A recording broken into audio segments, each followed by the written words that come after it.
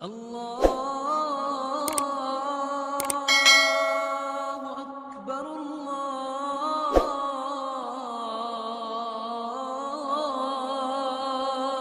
اکبر۔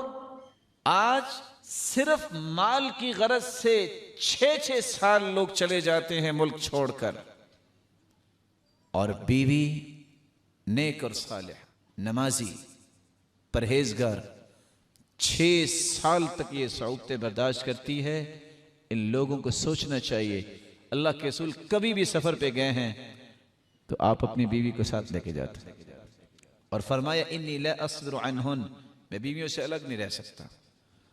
اور سیدنا عمر رضی اللہ تعالیٰ نے پابندی لگا دی تھی، کوئی شخص 4 مہینے سے زیادہ اپنے گھر سے دور نہ رہے۔ تھوڑی سی کڑوی بات ہے، ہم تو کہتے ہیں نا میں 10 سال کے لیے پوری زندگی کے لیے وقف فی سبیل اللہ ہو گیا ہوں، اب میں نے گھر جانا ہی نہیں ہے۔ دین میں اس کا کوئی ثبوت نہیں ہے، ظلم ہے۔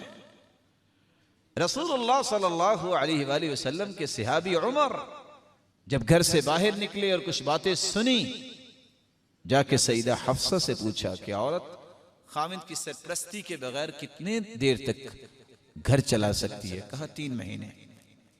آپ نے آرڈر دیا کہ کوئی جہاد پہ بھی گیا ہے 4 مہینے سے زائد وہاں نہیں رہے گا، واپس آئے گا۔ وہاں 10 سال تک اس ظلم کی چکی میں پیسنا انسانوں کا، بیوی کو بچوں کو، یہ کہاں سے جائز ہو جائے گا؟ صرف اس لیے کہ مال مل جائے؟ اس سے بڑا مال کیا ہے کہ تجھے اللہ تعالیٰ نے نیک بیوی عطا کی ہے۔ اور صحیح مسلم کی روایت ہے، الدنیا کلها متاع وخیر متاع الدنیا المرأة الصالحة، دنیا ساری کی ساری مال و متاع ہے، لیکن کائنات کی سب سے مہنگی چیز نیک عورت ہے۔ اس سے بڑا مال کیا ہے؟